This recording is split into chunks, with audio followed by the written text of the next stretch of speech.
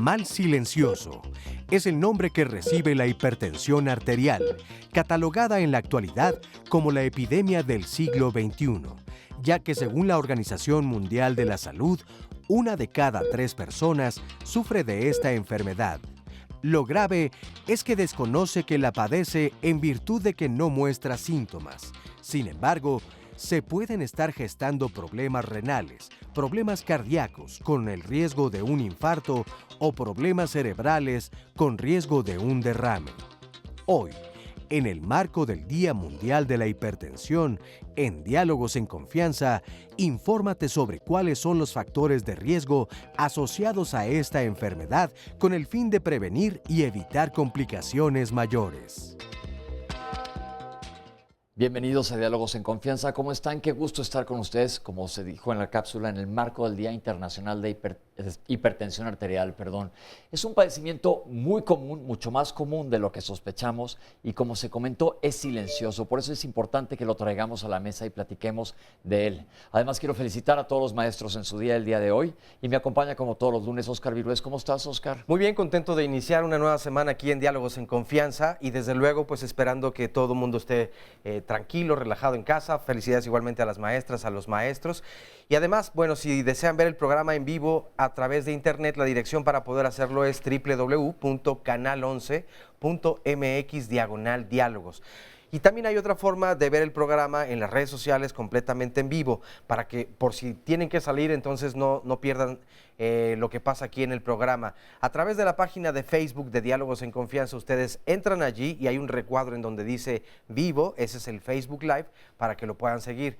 Desde luego también la línea telefónica está abierta para recibir sus llamadas y sus comentarios. El número es el 51 66 4000. Le damos los buenos días, saludamos con mucho gusto a todas las personas que hoy nos acompañan aquí en el estudio de Diálogos en Confianza y por supuesto también a quienes nos pueden ver a través de la señal internacional de nuestro canal.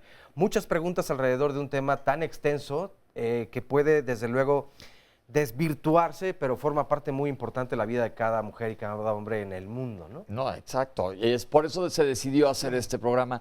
Pero antes de que hablemos de qué es la hipertensión, yo les pregunto a ustedes, ¿saben lo que es la presión arterial? Porque escuchamos comúnmente a los pacientes que nos dicen, se les subió la presión o tiene la presión alta, pero pues normal. No es normal. Hay que checar qué es lo que está sucediendo, pero vamos a explicarles, como ya dijimos, es el Día Internacional de la Hipertensión Arterial, el día 17 de mayo. Vamos a ver qué es la presión arterial. Tenemos esta cápsula.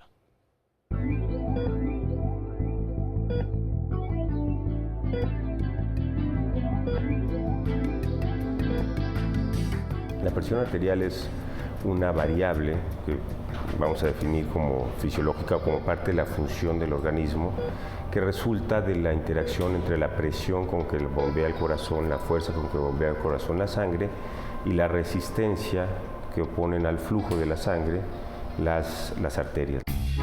Estas, bueno, son finalmente tubos que ofrecen cierta resistencia y la presión arterial es el resultado de esto, ¿no? Tanto la presión con que bombea el corazón, la fuerza con que empuja la sangre y la resistencia que oponen los vasos para su circulación, para su movimiento. La función, digamos, de la presión arterial, el objetivo de la presión arterial es tener una bomba y un sistema de distribución con cierta fuerza que permita que la sangre y que el oxígeno y los nutrientes que van dentro de la sangre lleguen a todo el organismo. La presión adecuada es aquella que permite que llegue sangre suficiente, con suficiente fuerza a todo el organismo. En las diferentes etapas de la vida, la presión que necesitamos para llevar la sangre a todo el organismo va cambiando y entonces las presiones arteriales son diferentes en los jóvenes, en los niños, en los bebés y en los adultos. Y conforme vamos creciendo, la presión arterial va aumentando sin que necesariamente sea por necesidad de mayor fuerza para irrigación, sino porque las arterias se van haciendo más gruesas. Tenemos valores que son como los objetivos o como que se han vuelto los estándares en la población actual. Y en los adultos siempre hablamos de 120/80, esa es la presión normal. Los lineamientos internacionales actualmente han modificado eso un poco en el sentido de que la presión normal podríamos definirla en los adultos como menos de 140 y menos de 90. Eso sería una presión normal. No siempre vamos a tener presión de 120/80. Esto es un punto importante. La presión fluctúa minuto a minuto, hora con hora, durante el día, antes de comer, después de comer, durante el ejercicio, antes del ejercicio. Y si nosotros, algunas personas ya lo hacen, algunos pacientes ocupados de su salud se checan la presión varias veces al día y siempre van a obtener mediciones diferentes. Pero entonces, en esta fluctuación que tenemos de la presión arterial, nuestro objetivo es que la mayor parte de las veces, o todas las veces si es posible, sea menos de 140/90. Más de 140 de alta o más de 90 de baja, ya la consideramos hipertensión. En general, podríamos decir, como una cosa rápida para aprender, menos de 140 es una presión adecuada, excepto si tienes otras enfermedades. Cuando tienes otras enfermedades como diabetes, o cuando has tenido un infarto, o cuando has tenido una embolia, el objetivo de la presión, lo que nosotros queremos tener es 120/80, porque la presión arterial es el resultado de muchas variables fisiológicas y por lo tanto tenemos muchas cosas que hacer también como pacientes, como personas, para tener un buen control de la presión, que incluyen dieta, ejercicio y obviamente medicamentos. Les voy a presentar a los especialistas que nos acompañan el día de hoy para poder platicar ampliamente sobre el tema. El doctor Enrique López Mora, bienvenido. Muchas gracias por estar aquí. Muchas gracias por la invitación. El doctor es médico adjunto a la terapia intermedia del Departamento de Cardiología Adultos 3 del Instituto Nacional de Cardiología Ignacio Chávez de la Secretaría de Salud. Doctor Antonio González Chávez, bienvenido, doctor. Gracias, muy por amable. estar acompañándonos Buen día a todo el nuevamente. auditorio. El doctor es médico internista, presidente de la Asociación para el Estudio Mexicano del Síndrome Metabólico. Y el doctor Enrique Lozano Díaz, gracias doctor por estar aquí con nosotros. Un placer, muy buenos días, gracias por la invitación. Cardiólogo y electrofisiólogo. Doctores, ¿cuál es el panorama de la hipertensión arterial en nuestro país?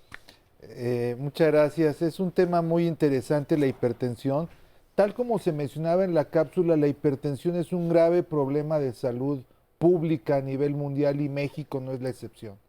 En los datos que aporta la Encuesta Nacional de Salud y Nutrición del 2012, se sabe que aproximadamente un 30-35% de mexicanos padecen hipertensión arterial sistémica. Estamos hablando casi de un tercio. Casi de un tercio. Y algo muy importante y grave es que de ese total de pacientes, 50% ignoran que son portadores de hipertensión arterial. Del total de pacientes que ya han sido diagnosticados como hipertensos por un médico, tan solo 3/4 partes toman alguna forma de tratamiento médico y de ellos tan solo 50% se pueden considerar bien controlados. Obviamente esto implica muchas consecuencias para la salud, como seguramente lo veremos a lo largo del programa. Doctor. En la encuesta de 2016 se mantiene la prevalencia, un poquito baja a consideración, predomina un poco más en la mujer, pero también lo importante es que el paciente con hipertensión arterial se encuentra asociado con otras enfermedades. Habitualmente ya cursa con cardiopatía, habitualmente tiene diabetes. Cardiopatía quiere decir enfermedades del corazón, ahorita platicaremos de ellas. Diabetes, obesidad, colesterol alto.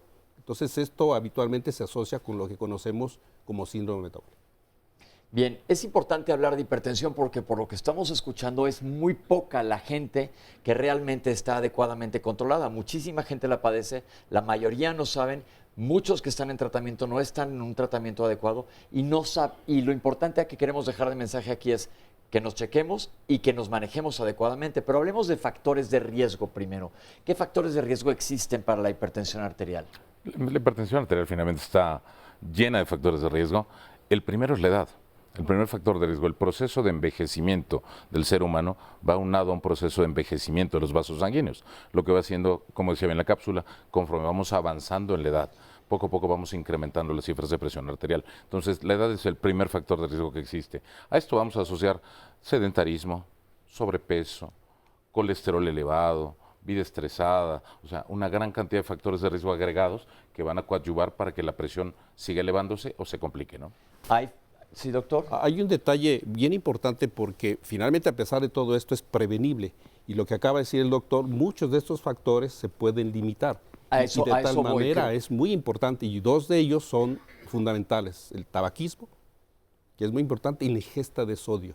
Dentro de nuestro cotidiano vivir, estos dos factores son muy importantes, tanto que muchas conductas se han dirigido hacia estos dos puntos particulares. Entonces, vamos a hablar de factores de riesgo que son modificables y factores de riesgo que no son modificables. La edad, hagamos lo que hagamos, por más que nos inyectemos lo que nos inyectemos, no hay manera de salvarnos de la edad, esa va a llegar. Otra cosa es la raza. ¿Hay razas que están más propensas a tener hipertensión arterial? Sí, de hecho se considera que, y de hecho tienen formas inclusive más graves, algunos grupos, por ejemplo, los grupos de origen africano, ¿no?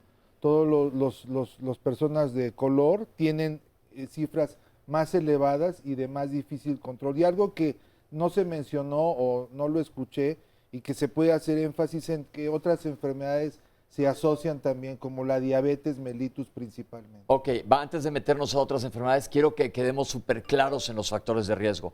Vimos edad y raza, que no podemos hacer nada al respecto, pero se habló de sedentarismo, que sí podemos manejar, tabaquismo, el hecho de fumar, que es un factor de riesgo para la presión arterial. El doctor ya comentó la ingesta de sodio, esto es la sal, y vamos a hablar más adelante de la importancia que tiene la sal en la dieta y el efecto o impacto que tiene el comer sal en exceso o qué hace la sal con la hipertensión arterial. El no hacer ejercicio, mencionamos el sedentarismo, el subir o bajar, el subir de peso de una manera importante, tener sobrepeso y obesidad son factores de riesgo. Y ya se hablaron de enfermedades concomitantes, ¿sí, doctor? Y para ubicar también igual, estamos hablando de la hipertensión arterial esencial. Quitamos, que es la prevalente, es el problema de salud pública, y quitamos la de causas secundarias, que se deben ya a algún punto muy específico. Eso yo creo que es, hablamos de factores genéticos también existen. Si mi papá y mi abuelo tuvieron hipertensión arterial, ¿es más fácil que la vaya a tener yo? Ese es un punto fundamental, no olvidar que la genética es un factor primordial en esto. Finalmente la genética se convierte un poco en el arma y el medio ambiente y todos los factores son el gatillo para que esto se dispare. La genética va de la mano, es muy frecuente que interrogando pacientes, tengamos un paciente de 40 años hipertenso y le preguntamos si hay hipertensos en la familia. Y dice el abuelo, pero empezó a los 80, como que olvidamos que a los 80 años el individuo sigue enviando genéticamente una carga. Y después vemos que el padre de ese individuo a los 60 empezó con hipertensión y el individuo que tenemos ahí tiene 40 años y es hipertenso. Entonces la genética juega un papel fundamental en la génesis de hipertensión, ¿no? Y ahora sí, hablemos de los diferentes tipos de hipertensión. El doctor ya nos platicó un poquito que existen dos divisiones grandes. La hipertensión arterial esencial, que no sabemos exactamente por qué, qué está causándola. Vemos que hay muchos factores de riesgo, pero hay hipertensión esencial, se llama. Es decir, no hay una causa específica. Y esta es la gran mayoría de los casos de hipertensión arterial. Y existe un subgrupo, o el grupo 2, vamos a decirle, que es una hipertensión secundaria a una causa. Si pudiéramos ahondar un poco en el tema. Sí, claro, como atinadamente han comentado, la mayor parte de los hipertensos son esenciales, lo que significa que de acuerdo al conocimiento actual no hemos encontrado una causa que pueda ser modificable, lo cual no quiere decir que no podamos controlar las cifras de presión arterial. Y dentro de las causas de hipertensión secundaria, pues hay muchas enfermedades que pueden causarla. Una de ellas es la enfermedad de Cushing, otra es el hiperparatiroidismo, los tumores. Debe explicar un poquito qué son estas enfermedades, porque aquí de eso se trata. La enfermedad de Cushing es una enfermedad de las glándulas suprarrenales. Hablaste del hiperparatiroidismo, ya tuvimos una plática de tiroides y paratiroides, la pueden buscar en YouTube. Son las glándulas que están en el cuello que involucran en el metabolismo del calcio. Los tumores productores, por ejemplo, de catecolaminas, que son unas sustancias que generan vasoconstricción y aumentan la frecuencia cardíaca. El idioma médico, doctor. Es difícil a veces. Las catecolaminas son básicamente la adrenalina y la noradrenalina y generan sustancias que son vasoconstrictoras. ¿Qué quiere decir esto? Que cierran los vasos sanguíneos, los constriñen. Por lo tanto, la presión que hay adentro del vaso es como una manguera que estoy regando las plantas. Si le pongo el dedo a la manguera, va a salir con más presión. La presión de adentro del tubo va a ser más elevada. Esto mismo sucede vasoconstricción, estoy cerrando el diámetro o el calibre del tubo por donde va pasando la sangre y por lo tanto se eleva. Recordemos que los vasos sanguíneos están recubiertos básicamente por músculo y que estos responden a estos estímulos para generar esta disminución del calibre, o dicho en términos fisiológicos, del área de corte transversal. Y otra muy importante, otra causa, es los pacientes que tienen nefropatías, o sea, los enfermos del riñón que frecuentemente se asocian, han sido causados o se asocian al propio daño renal de otras etiologías, de otras causas. Exacto, entonces son las dos grandes divisiones de la hipertensión arterial. Y normalmente vimos que la hipertensión arterial esencial se asocia a gente de mayor edad, a adultos. Digamos, ¿a partir de qué edad se puede considerar una hipertensión arterial? Yo creo que ya no. Yo creo que hemos visto una transición, puesto que los factores de riesgo ya se presentan en gente joven. Entonces, creo que esta situación debe ser ya diferente y puede presentarlo un joven si tiene factores de riesgo. Vamos, pues, si es obeso y se debutó siendo diabético muy temprano, puede ya ser hipertenso. Ok, ¿desde qué edades estamos hablando? Estamos en este caso, nos estamos limitando de 18 años en adelante y hay gente joven de 22, 24 años que ya es hipertenso, claro. ¿En esos pacientes aún se tiene que investigar otra causa? Indudable, en el gente joven que es hipertenso, indudablemente que tenemos que descartar causa secundaria, pero el fenotipo que estamos viendo es el fenotipo del paciente obeso. Okay. Y ahí, aunque tengamos que hacerlo y descartar causa secundaria, una gran probabilidad, y está siendo así, es ya esencial. Sí, perdón. Yo creo que uno de los mensajes muy importantes es que toda la población se lleve la idea de que si tenemos un antecedente genético, papá, mamá, abuelos, alguien tuvo hipertensión, hay que, como dijo el doctor, buscar el nivel de cifra de presión o la detección de la presión lo más temprano posible, ¿no? Ok, yo creo que para cerrar este bloque es muy importante que pensemos en los factores de riesgo que son modificables, que ya se mencionaron. Y te pregunto a ti que nos estás viendo en casa, ¿tú cuántos de estos factores de riesgo tienes y qué estás haciendo para modificarlos? Porque si dijimos que es una enfermedad multifactorial causada, si bien no sabemos exactamente uno solo de los factores que la desencadene, hay varios factores en los que sí podemos actuar para tratar de que se presente este tipo de problemas que, como se dijo en un inicio, además, la hipertensión arterial es un asesino silencioso. Vamos a ir a un corte y regresamos con ustedes para seguir hablando de la hipertensión arterial. No dejen de mandarnos sus dudas y preguntas.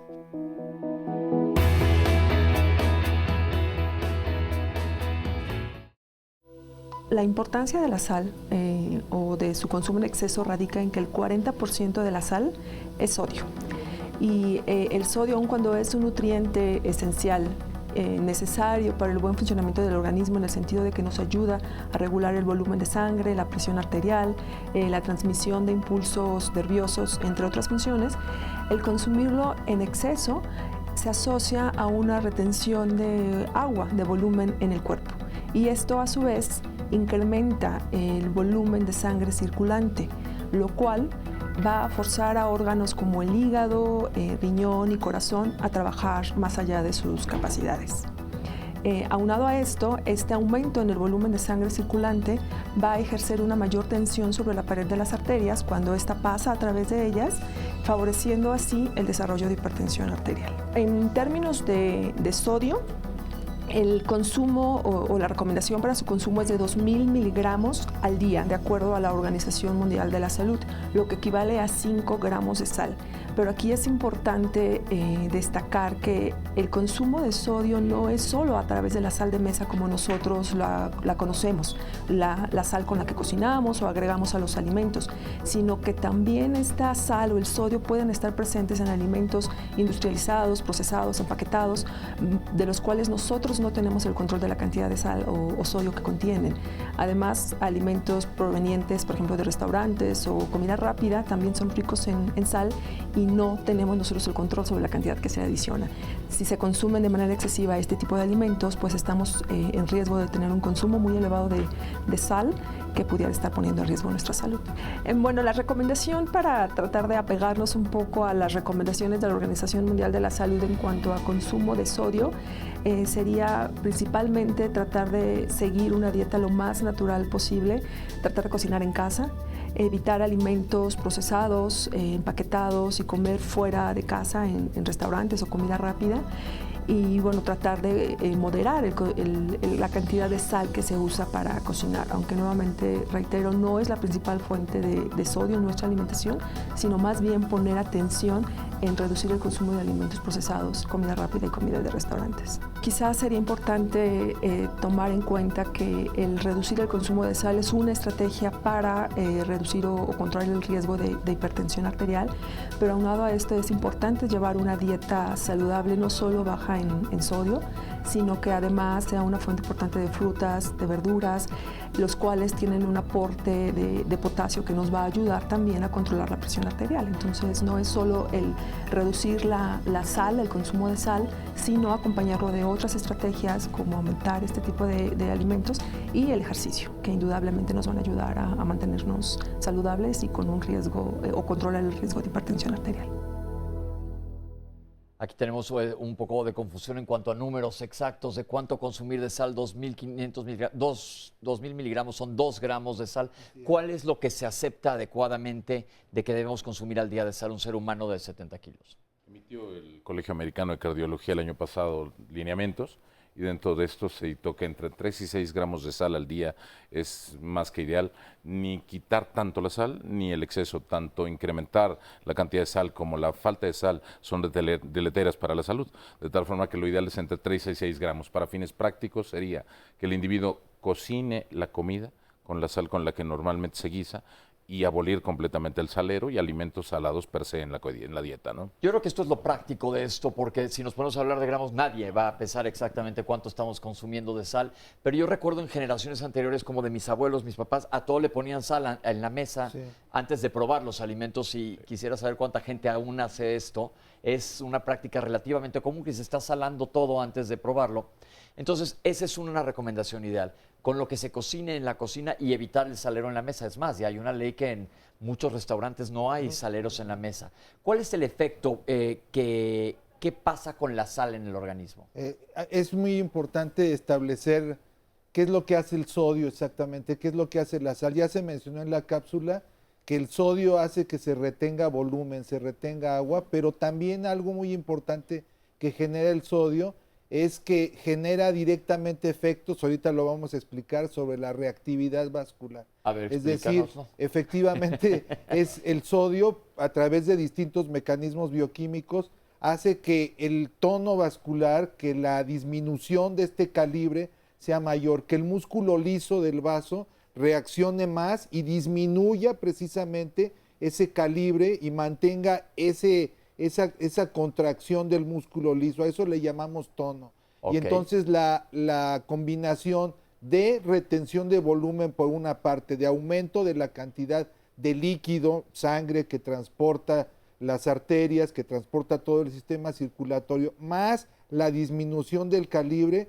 es la combinación exacta para tener aumento de las cifras tensionales. Doctor. Y esto finalmente, siguiendo las palabras del doctor, causará una disregulación del sistema renina-angiotensina-aldosterona. ¿Qué es? Que finalmente son hormonas que van a actuar directamente sobre los vasos y la función del riñón. Y esta desregulación del vaso en el riñón va a condicionar el aumento de la presión arterial. Es decir, el control de la presión arterial, en base a lo que nos han dicho los médicos, es un control muy complicado, muy fino, bioquímico, en donde existe muchos receptores, muchas hormonas, y el sodio juega un papel clave.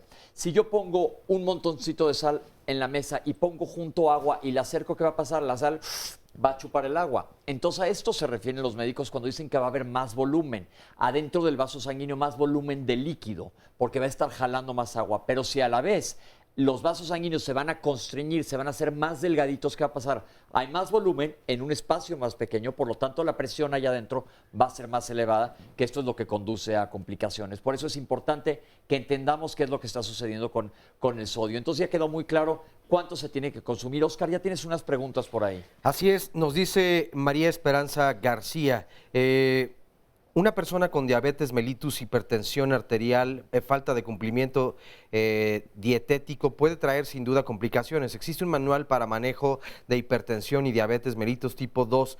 Obvio, las consultas al médico son ideales, y para quien pueda ver la repetición de este programa, también desde luego lo vamos a transmitir. Rosa López nos dice, nos saluda y dice, bueno, yo tengo una situación, espero no salir mucho de contexto y me puedan responder. Tengo una sobrina de 22 años, tiene algunos meses que empezó con dolor de cabeza.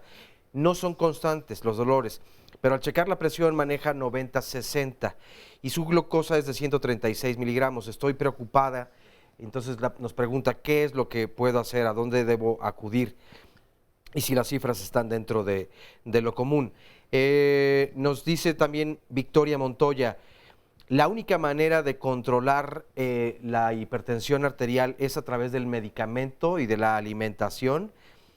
Nos dice también Rosa María Alonso, mi esposo tiene hipertensión y aunque está controlado, nos preocupa que la tenga, desde luego.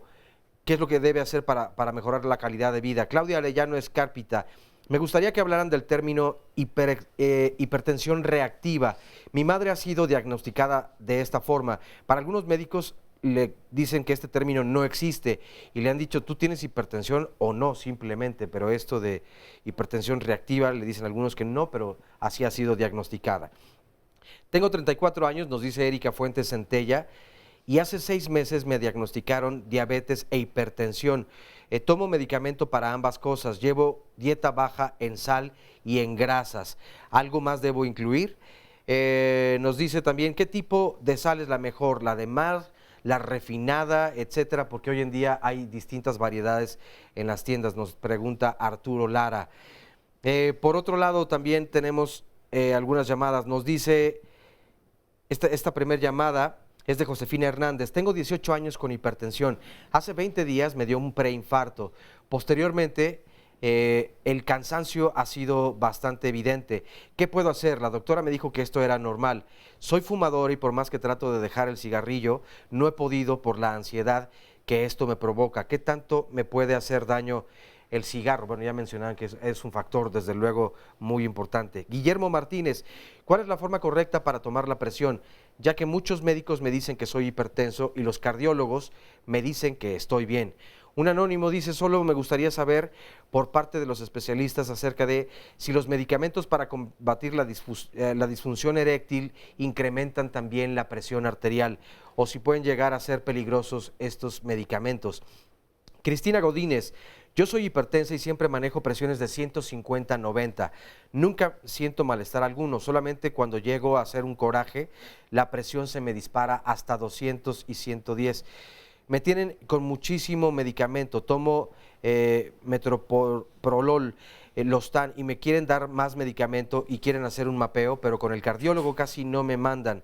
¿Qué puedo hacer para no tomar tanto medicamento y bajar mi presión de 100 a 120-80? Y también hay otra pregunta que nos la hacían tanto en Twitter como en Facebook, de cuál es la presión arterial correcta o común en una persona mayor. Y había otra pregunta también incluso donde hacían la diferencia, si es diferente en hombres y en mujeres. Y para las mujeres, entonces, una persona mayor, mujer, ¿cuál sería la presión Ok, yo creo que vamos recomendada? Recuerden que no contestamos consulta por consulta porque nunca deben de recibir ni una consulta por televisión ni por redes sociales, sino acudir con su médico. Aquí lo que hacemos es darles una orientación general. Si no salen todas las preguntas que nos han hecho en este momento o a lo largo del programa, en el bloque 6, yo me voy a asegurar de que salgan todas las respuestas, no se preocupen. Pero vamos a retomar algunas de las preguntas que han hecho aquí antes de seguir avanzando con los efectos de la hipertensión arterial sobre el organismo. Doctores, ya se mencionó en la primera cápsula cuáles son las cifras de presión arterial adecuada. ¿Cuáles son en un adulto normal y hay variación entre hombres y mujeres? Yo creo que muchas van en un eje y sería el tratamiento primero. Es una alimentación saludable con baja de sodio, es el medicamento más, ahí es donde está. Si está incrementado de peso, es bajar de peso y que su alimentación sea en baja en calorías para favorecer su baja de peso. Actividad física, esto es importante, y dejar de fumar. 5 principios básicos que debe aplicar para favorecer un mejor control de la presión arterial. E indudablemente que la presión arterial en mayores de 65 años es de 150-90, define diferente. Por abajo de 65 años, 140-90. Entonces ese punto es particular. No hay diferencia en estas presiones entre hombre y mujer, son las mismas cifras. Con respecto a esta situación de la hipertensión reactiva, ahora es prehipertensión. Creo que este es un término y prehipertensión es un punto de seguimiento ya de la persona, es un factor de riesgo, debemos controlarlo, controlar factores de riesgo, por lo común hay obesidad, hay colesterol elevado, sedentarismo, muchos factores que rodean y que sí debemos ver. Una persona prehipertensa va a llegar a ser hipertensa y va a tener muchas complicaciones a largo. Vamos a detenernos en este punto para explicar lo que quiere decir alguien con hipertensión reactiva o prehipertensión, doctores. Sí, la hipertensión reactiva comúnmente es la situación aquella en donde el enfermo buena parte del día tiene cifras tensionales normales y ante distintas situaciones, como el señor o la señora que nos comentaba, que ante situaciones emocionales intensas, actividad física más allá de la capacidad del individuo y otros factores, se le toma la presión y en ese momento la tiene elevada. Una de las situaciones comunes, hasta anecdóticas, es la hipertensión de consultorio, es decir, incluso también le llaman la hipertensión de bata blanca, ¿no? Llega el enfermo, llega estresado a ver qué le va a decir el médico y en ese momento está hipertenso. Para eso se han diseñado monitoreos continuos de la presión arterial, que se llama Holter de presión o monitoreo ambulatorio de la presión arterial, también conocido por sus siglas como MAPA, que nos permite monitorizar al enfermo durante 24 horas y saber en qué momentos y bajo qué circunstancias tienen la presión arterial elevada estos pacientes llamados reactivos, como ya comentó el doctor, prehipertensos. Muchos de estos pacientes terminan convirtiéndose en hipertensos sostenidos las 24 horas y que requieren pues todo el tratamiento integral que ya se comentó. Ahorita vamos a ir más adelante a hablar de tratamiento y sobre todo los medicamentos, etcétera, que hay varias preguntas en relación, pero vamos por partes barajeándolo poco a poquito. Otra pregunta que se hizo, ¿cuál es la manera adecuada de medir la presión arterial? Existen baumanómetros, que son los equipos que toman la presión arterial. Algunos prefieren que sean de mercurio. Ahora existen una gran variedad que venden en farmacias electrónicos, etcétera. O ir a la farmacia a que te tomen la presión. ¿Qué recomendación le podemos dar a la gente? Yo creo que hay diferentes situaciones dependiendo de lo que estamos buscando. Idealmente, si el individuo, yo creo que todo individuo hipertenso debe de tener un equipo de presión arterial en casa para también hacer mediciones particulares.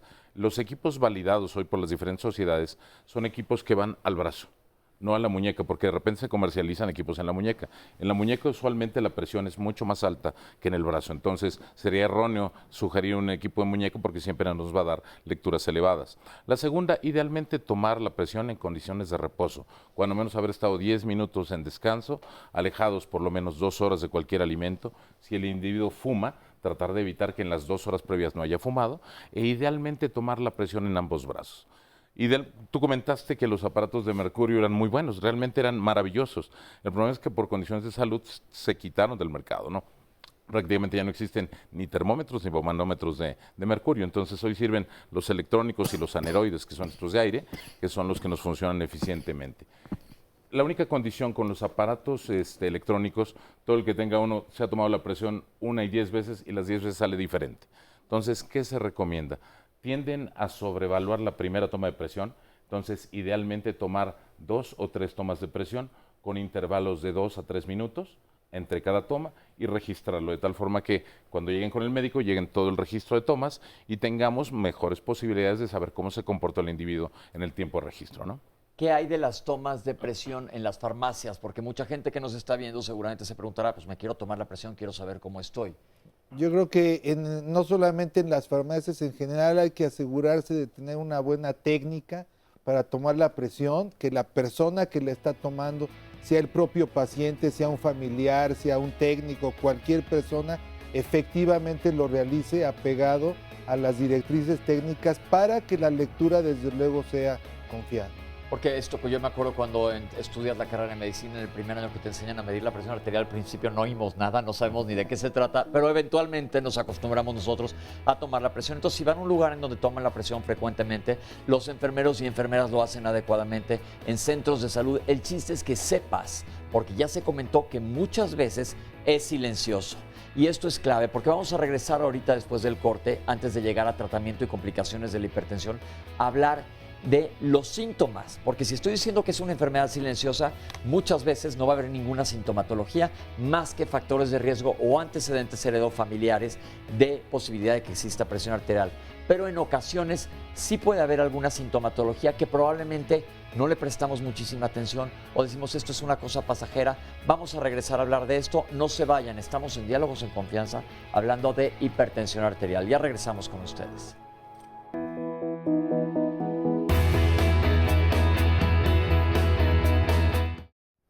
Se estarán preguntando que si dije que la hipertensión arterial era un mal silencioso, ¿por qué hablo también de sintomatología? Porque en algún porcentaje de pacientes se presentan síntomas. Doctores, ¿y podemos platicar un poco de esto?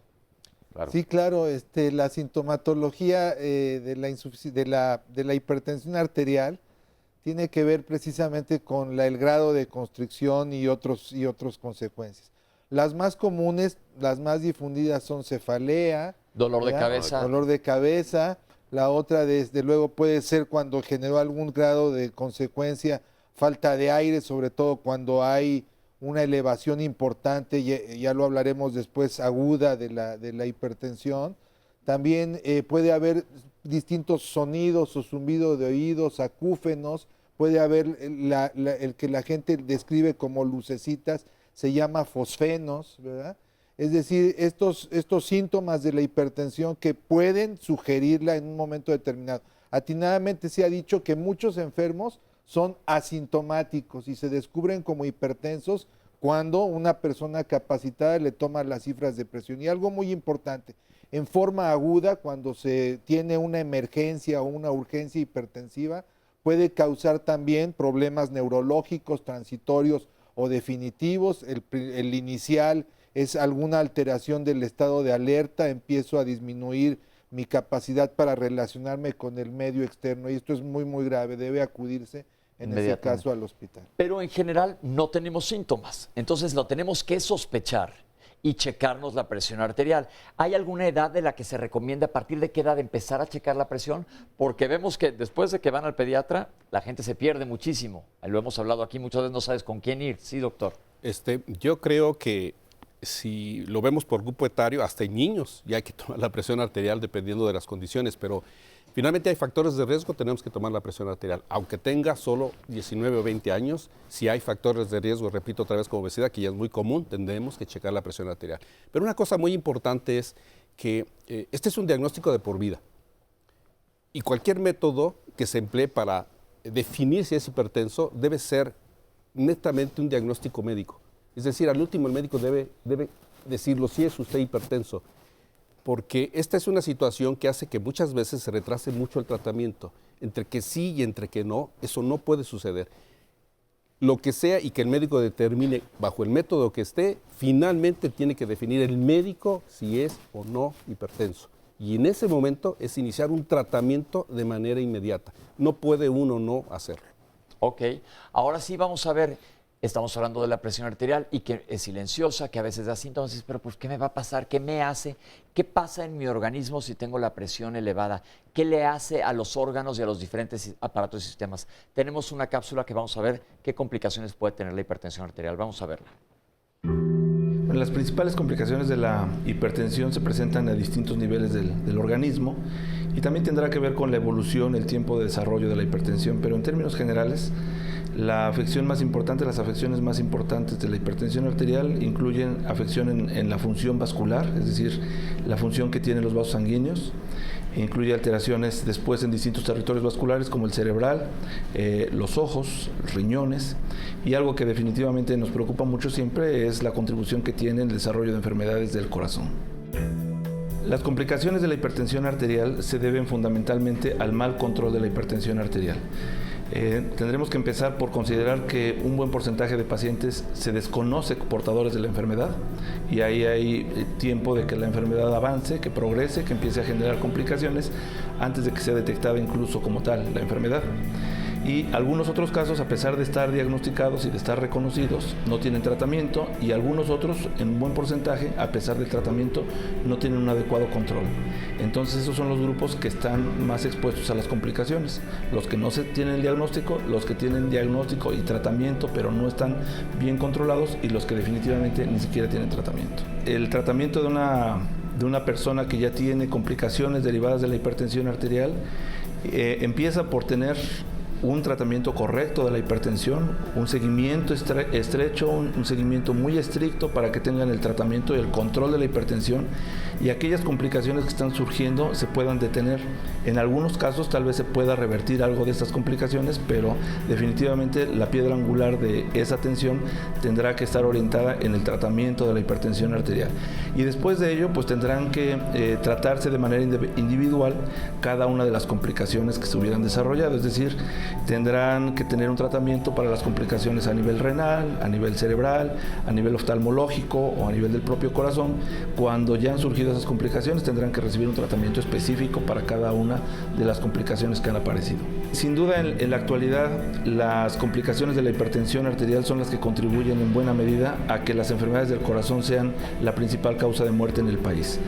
Aquí en México y en todo el mundo, las enfermedades del corazón constituyen una mortalidad muy importante, y a ello contribuye definitivamente la hipertensión arterial. Y el problema no es tanto la hipertensión, sino la falta de diagnóstico, la falta de tratamiento y la falta de un control adecuado de la enfermedad.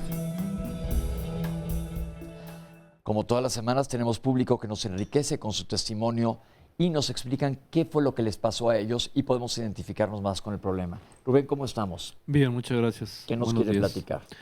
Bueno, mi principal preocupación con respecto a la presión alta fue que he padecido durante 3-4 veces de isquemia cerebral, isquemia transitoria cerebral. Isquemia cerebral transitoria. Oh, Déjame cerebral explicar qué transitoria. quiere decir esto. Que no llega sangre adecuadamente al cerebro de manera transitoria. Es decir, no llega a ser un infarto cerebral, pero deja de llegar sangre y se recupera. Así es. ¿Y tiene hipertensión desde hace cuánto? Alrededor de 30 años, cerca de 30 años. ¿Y está bajo tratamiento? Sí, desde un principio estuve bajo tratamiento. Ok. ¿Hace ejercicio? No, ya últimamente no. Anteriormente, de joven, sí. ¿Y Sí, qué le ha recomendado? hacer ejercicio, volver al ejercicio. Tengo como 3 días que ya estoy yendo a correr junto con mi esposa. Ya le puse aquí la soga al cuello Sí, en sí, televisión. ¿Y qué más? Y bueno, estoy vigilando también la alimentación porque sí estoy soy obeso, vaya, tengo sobrepeso. Entonces, ¿está consciente que tiene factores de riesgo y tiene una enfermedad que está controlada la presión ahora? Sí, sí, sí. Pero ya vimos las complicaciones y afortunadamente han sido transitorias las isquemias cerebrales. Han sido transitorias, sí. Entonces esto es sobre un estímulo mayor para que se cuide, Claro. llegar a su peso ideal y seguir las indicaciones de los médicos. Claro, claro, sí, la recomendación es, bueno, siempre estar con el médico. Yo me checo cada mes el Seguro Social y cada 3-4 meses me hacen mis análisis de sangre Perfecto. para ver los niveles de colesterol, triglicéridos, etcétera. ¿Los tienes elevados? En el último estudio, sí. Sí, Ok. precisamente el próximo mes tengo el siguiente estudio. Yo espero que ya haya bajado porque sí he cuidado la alimentación. ¿Y tu glucosa? La glucosa también en el último estudio estuvo un poquito alta, alrededor de 110, 115. Entonces, básicamente con lo que estamos platicando contigo, le pido, doctor, su comentario. ¿Qué hay en relación a diabetes? Tienes que, bueno, no sabemos si tiene diagnóstico, pero trae elevación de la glicemia, trae hipertensión, trae los lípidos, que son las grasas elevadas, sobrepeso y sedentarismo. Afortunadamente vino su esposa Sí, ahí está. para que se lo lleve a correr seguidito después de que ya quedó aquí en televisión. ¿Qué le podemos comentar? Creo que él ya está consciente y aquí es donde entra su corresponsabilidad. Creo que él ya sabe que tiene que bajar de peso, debe cuidarse en la alimentación, tiene que hacer actividad física, tiene que limitar la sal, no sé si fume, y que una cosa muy importante es que el punto de prevenir y evitar que tenga nuevamente una isquemia depende de todos los factores que usted controle. Si no controla uno, no puede uno evitar esto que usted está teniendo. Entonces, tiene varios factores que pueden ser controlables. A echarle ganas ahora. Muchas veces no me gusta decirles echarle ganas porque suena como muy desesperante, pero aquí les estamos pasando la responsabilidad al paciente. El médico aconseja, pero es el paciente el que ejecuta o lleva a cabo las cosas. El doctor López Mora quiere comentar algo. Sí, un par de cosas. La primera es la actividad física. Esta actividad física tiene que ser sistemática, no tiene que ser ocasional, no necesariamente tiene que usted ir a correr. Lo más recomendable en forma empírica es que usted camine 30 minutos a paso normal, en terreno plano, sin interrumpir la marcha, por lo menos 5 veces a la semana, dejando 2 días de descanso. Eso es en forma empírica. Lo ideal es que usted se someta a un régimen de ejercicio indicado por un médico, los cardiólogos, los médicos internistas, especialmente los cardiólogos especialistas en rehabilitación cardíaca, son quienes más están capacitados para individualizar un régimen de ejercicio. Si esto no es posible, no está al alcance de todos habitualmente, por lo menos sí hacer esta caminata de 30 minutos todos los días, 5 días a la semana, sin interrumpir la marcha. Dijiste una cosa clave que a lo mejor no está al alcance de todos, pero lo que sí está al alcance de todos es hacer que nuestros hijos, la gente joven, se acostumbre a hacer ejercicio desde joven y se haga un hábito que creemos para el resto de la vida, porque ahí ya nos estamos ahorrando, y es un tema muy común, ¿verdad, Oscar?, que todos los lunes comentamos sobre el ejercicio, impacta en muchísimas diferentes ventanas de la salud. Entonces es muy importante que inculquemos esto de manera preventiva a la gente joven y la gente grande, bueno, mediana como uno, hagamos ejercicio todo el tiempo también. Entonces esto es una recomendación general. Tenemos otro testimonio, ¿la Daniel? Sí, buenos días. Platíquenos qué le pasó a usted. A mí yo sufrí un infarto, y yo según estaba bien, pero no, cuando me dio un infarto, pues, lo sufrí. Después me hicieron estudios y nadie supo por qué me dio. Ahorita yo tengo un desfibrilador en mi cuerpo y estoy en el protocolo para el trasplante. ¿Cómo está su presión arterial? A veces bien, a veces mal. Pues ¿desde hace cuánto toma medicamentos para la presión? Desde que me dio un infarto hace 2 años. ¿Usted sabía que tenía la presión elevada antes? Me sentía bien yo, nunca. Pero ya vimos que esto es silencioso. ¿Se había checado la presión arterial? No, porque yo hacía ejercicio. Yo tengo en mi haber como 50 medidas de haber corrido 10 kilómetros y yo me sentía bien. No creí ser necesario checarme. Pero yo creo que mi error fue que yo fumé y eso es un factor de riesgo, ya lo vimos. Lo que ahora pienso que fue me hicieron cateterismo y no me encontraron ninguna vena tapada ni nada. Entonces lo que encontraron es que, no sé cómo explicarlo, pero mi corazón es el que ya no funciona bien y estoy en el protocolo de trasplante. Ya la última consulta que tuve con el doctor me mandó con el nefrólogo para ver cómo estoy de los riñones, y una vez que el nefrólogo dé su autorización, el doctor dice que va a meter cuchillo. Bien, doctores, nos habla que a veces está bien y a veces está mal su presión. ¿Qué tenemos que decir de esto? Porque es un comentario muy común en los consultorios.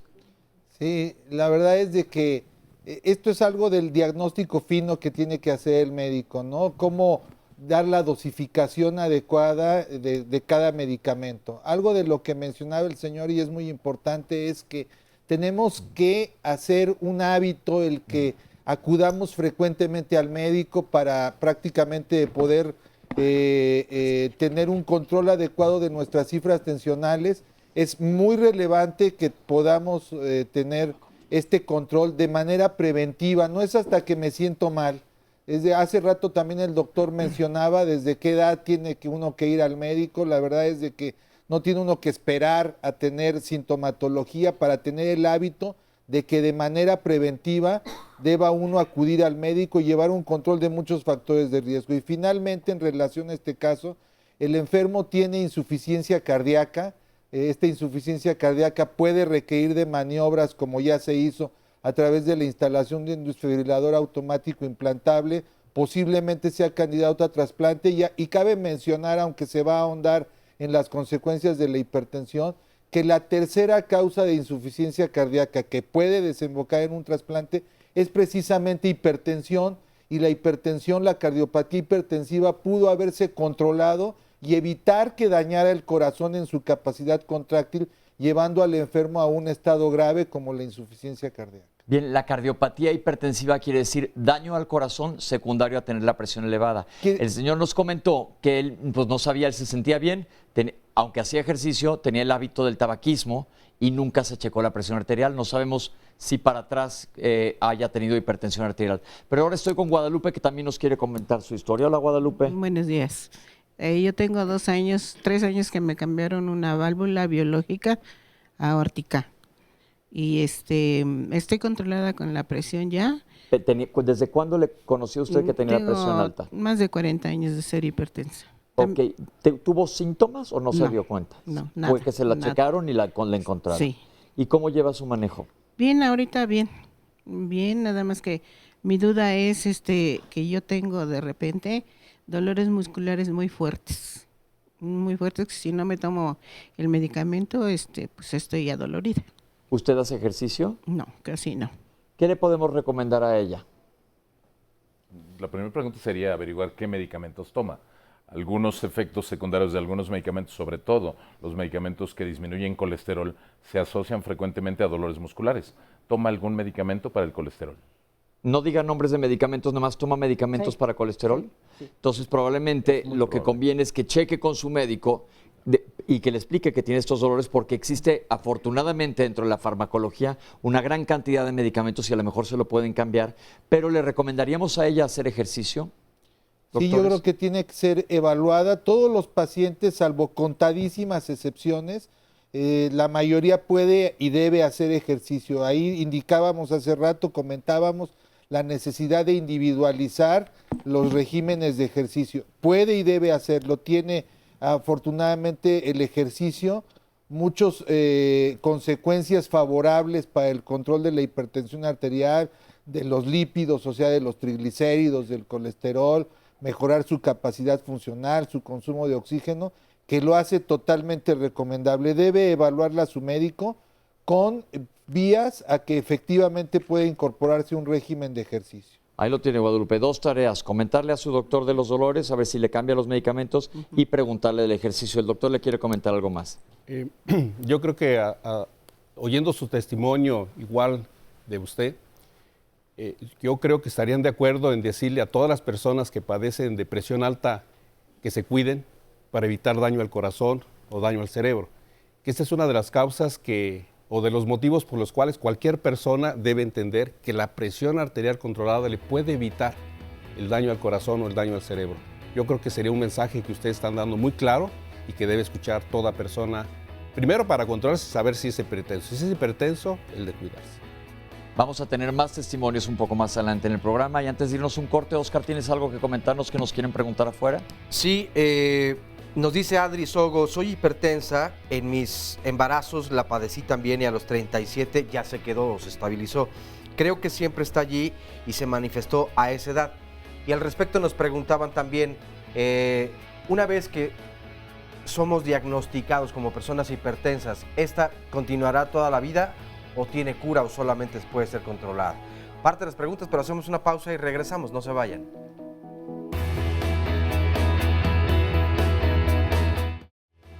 Estamos de vuelta aquí en Diálogos en Confianza. Hoy 15 de mayo y se celebra desde luego el Día de las Maestras y los Maestros, y ese será el tema de mañana aquí en Diálogos en Confianza. Maestros, historias entrañables.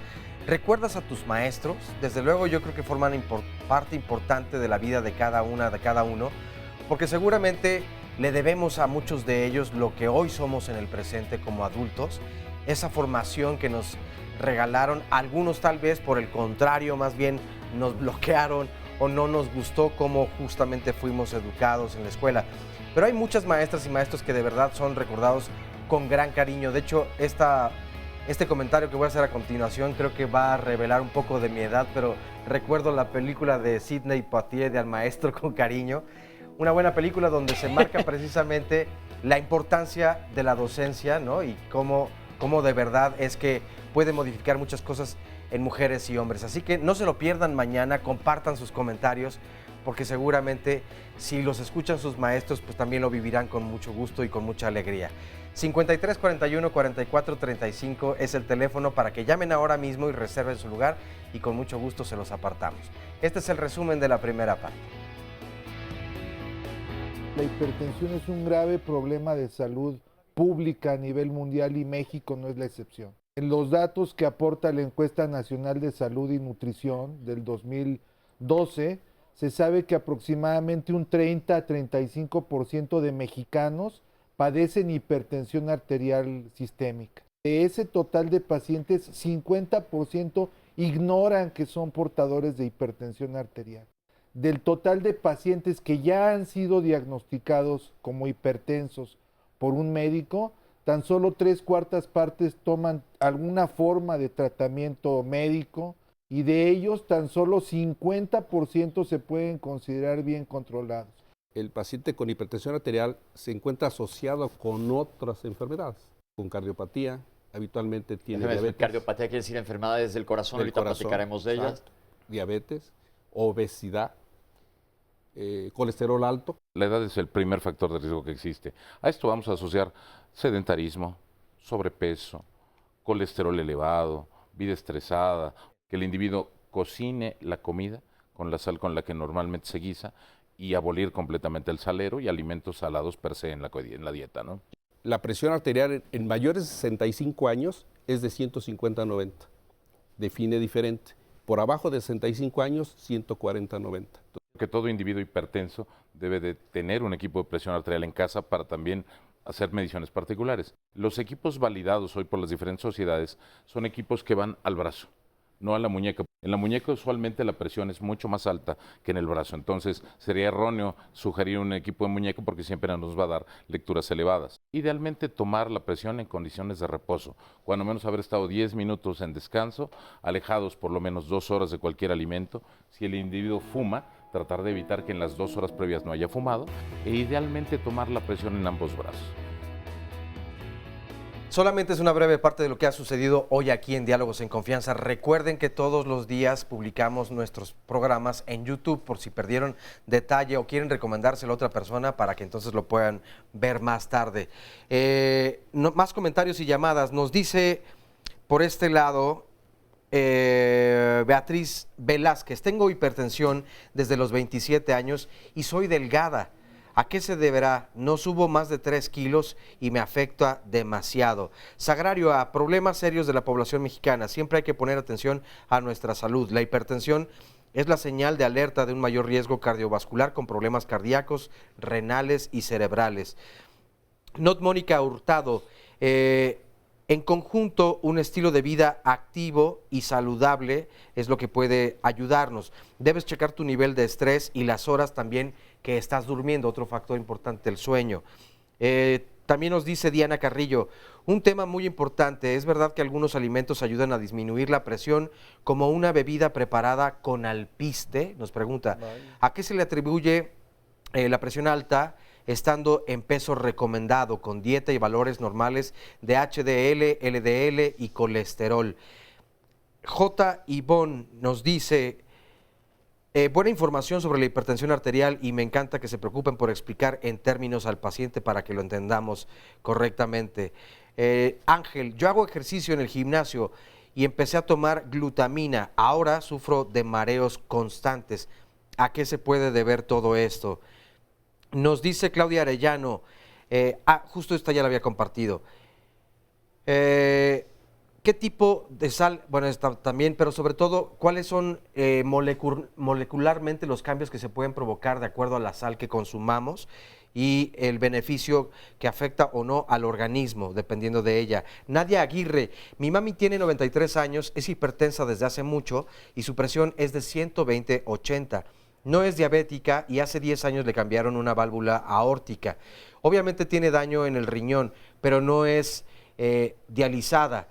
Su optimismo, una dieta baja en sal y eliminar ciertas proteínas han sido su mejor medicamento.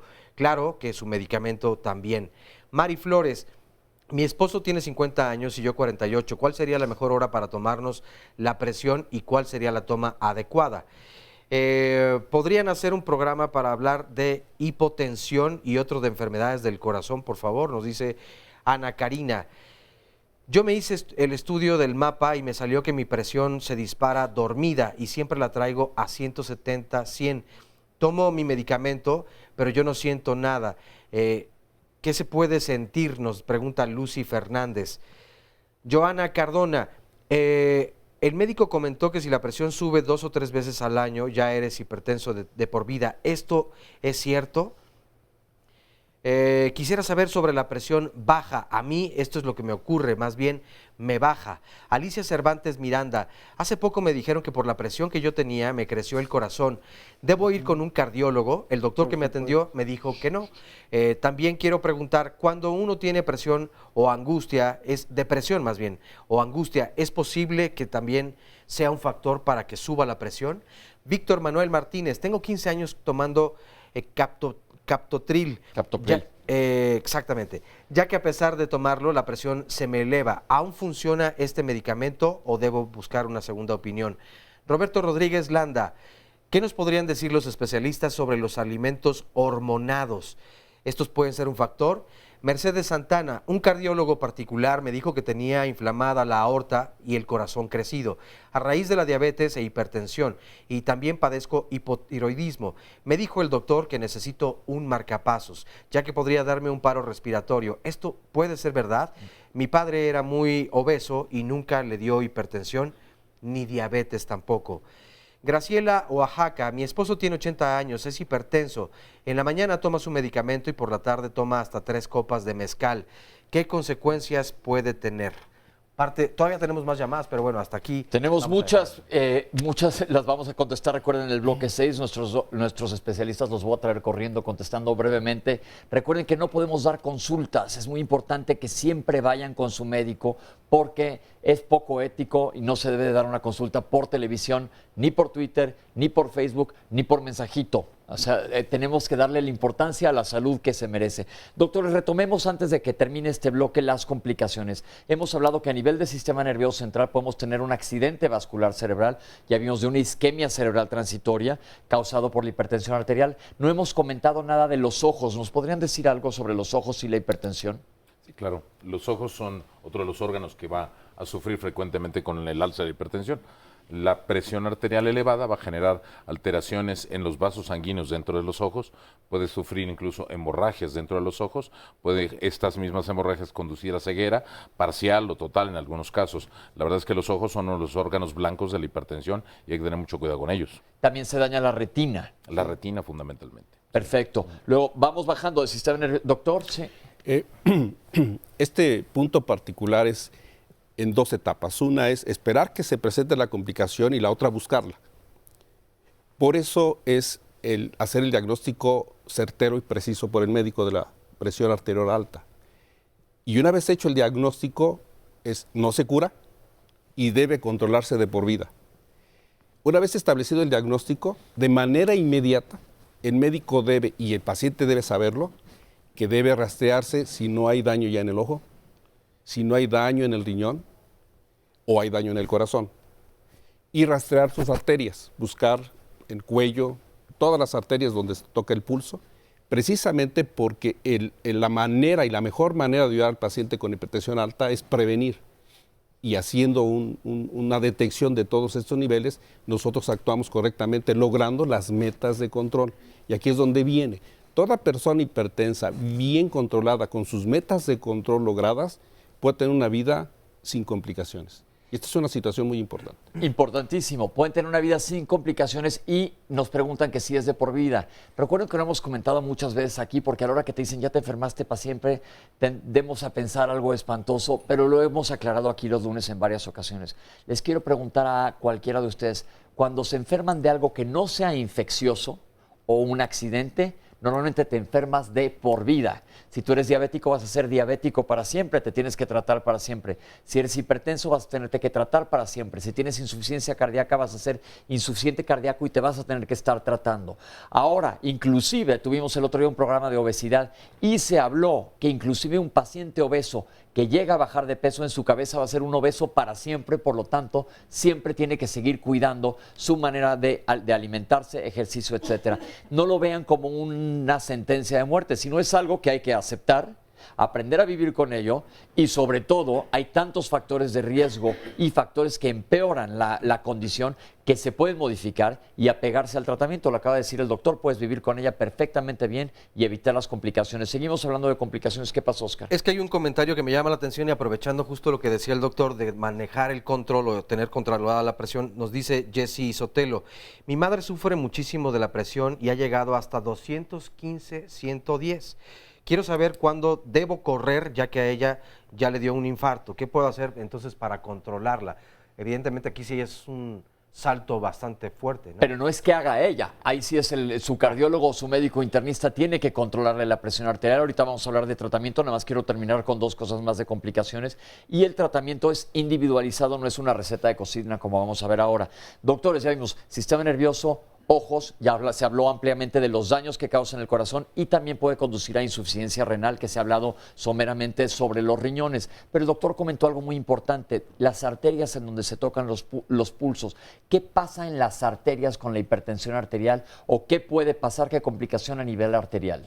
El aumento de la presión y de las fuerzas de desgaste sobre las paredes de las arterias genera que éstas tiendan a taparse prematuramente. Es decir, genera ateroesclerosis acelerada. Ya hubo un programa hace varios meses de ateroesclerosis donde es el depósito de grasa que va haciendo más estrecha el diámetro interno de la arteria. Este es uno de los mecanismos por los cuales la hipertensión daña el corazón y predispone a infartos del miocardio. Si las arterias que dan sangre al corazón como músculo se van tapando, esto produce que finalmente nos dé angina de pecho, nos dé dolor en el pecho ante los esfuerzos y pueda culminar en un infarto. Y la otra forma como la hipertensión daña el corazón es engrosando sus paredes. Ya se mencionó hace rato que esto se llama cardiopatía hipertensiva. Pero eso ya hablamos de daño a corazón, pero el daño en arterias periféricas puede también tener un daño y esto es importante porque deja de llegar sangre a cualquier sitio. Un infarto no es exclusivo del cerebro y del corazón. No, de hecho, prácticamente genera este mismo daño, quizá más ejemplificado por las arterias coronarias, pero a nivel periférico el mecanismo es similar o igual, se va disminuyendo el diámetro interno de las arterias y va generando sufrimiento de las extremidades, de otras partes del organismo que van sufriendo por falta de sangre, falta de irrigación. Ahí tenemos muchísimas complicaciones para crear conciencia. Ahora sí vamos a empezar a platicar un poco de tratamiento y tenemos esta cápsula. Vamos a verla. Bueno, el tratamiento de la hipertensión arterial incluye una gama muy amplia de recomendaciones. Sin duda, las primeras recomendaciones consisten en una modificación del estilo de vida. En ocasiones, para algunos pacientes, esa puede ser todo su tratamiento. La modificación en el estilo de vida, cuando la hipertensión es apenas muy ligera o es incipiente, podría tratarse solamente con modificar el estilo de vida, que consiste en corregir los hábitos de alimentación, de ejercicio, de peso, en abandonar algunos hábitos como el tabaco. En fin, hay alguna serie de recomendaciones generales y para algunos pacientes, solamente para algunos, esa podría ser la primera y única medida. Y en todos los demás casos, eso es parte esencial del tratamiento, que incluye además el uso de fármacos. Para la mayor parte, la gran mayoría de los casos de hipertensión arterial, ese es el tratamiento. Las medidas generales y un tratamiento farmacológico bajo una vigilancia muy estrecha. El tratamiento de una persona con hipertensión sin duda incluye de manera necesaria una educación correcta del paciente. El paciente tiene que saber que esta es una enfermedad crónica y al ser una enfermedad crónica su tratamiento es de por vida. Si el tratamiento pudiera solamente necesitar del cambio en el estilo de vida, pues eso sería suficiente, pero es para toda la vida. Cuando requiere fármacos, que es la inmensa mayoría de los casos, el tratamiento también es de por vida porque estamos hablando de una enfermedad crónica. La hipertensión entonces necesita de tener un seguimiento estrecho, continuo y en ocasiones la falta de un adecuado control es porque el paciente en cuanto ve unas cifras controladas considera que ya se ha curado y que puede suspender los medicamentos o puede suspender todas las recomendaciones que se le hicieron. Por eso insisto en que algo que es fundamental es la educación del paciente, que él conozca que se trata de una enfermedad crónica que tiene la necesidad de un tratamiento de por vida y entonces a pesar de que las cifras de presión arterial estén en valores normales, estén dentro de un rango de normalidad, no quiere decir que se haya curado tratado porque es una enfermedad que no se cura, solo se controla. Entonces, por lo tanto, el tratamiento es indefinido, es de por vida. Lo que acabo de decir no es una receta de cocina, ya vimos que existen múltiples medicamentos. Doctores, ¿algo que quieran agregar sobre el tratamiento? Básicamente que el tratamiento es muy particular, tiene que ser individualizado, tiene que ser supervisado por su médico y lo más importante, a pesar de que se sientan bien, no dejar de tomarlo, ¿no? Otra cosa, comentaron que ya hubo llamadas que un medicamento no le sirve. ¿Qué pasa cuando esto sucede? Hay veces el paciente hipertenso tiene que estar en seguimiento, tiene que estar evaluando su médico la efectividad del tratamiento. Cuando este no es efectivo, puede cambiarse por otras familias de medicamentos, puede ajustarse la dosis o modificar algún otro factor que esté influyendo en la baja respuesta al mismo. Doctor, y a la vez se ve como de manera generalizada si hay diabetes, si hay sobrepeso, etcétera, manejar con medicamentos concomitantes. Efectivamente, porque muchas veces la falta de respuesta a estos medicamentos antihipertensivos se debe a que sigue con un exceso de peso, sigue con mucha ingesta de sal, sigue fumando, sigue sin hacer actividad física, sigue tomando sodio. Entonces esto es muy importante. Entonces por eso es importantísimo que no dejen de ir al médico para que sepa exactamente qué es lo que tienes que hacer tú, no los demás. Vamos a hacer un corte ahorita, pero vamos a regresar a platicar con gente del público que aún tiene testimonios que comentarnos y vamos a ver qué nos dicen. Ahorita regresamos con ustedes aquí en Diálogos en Confianza.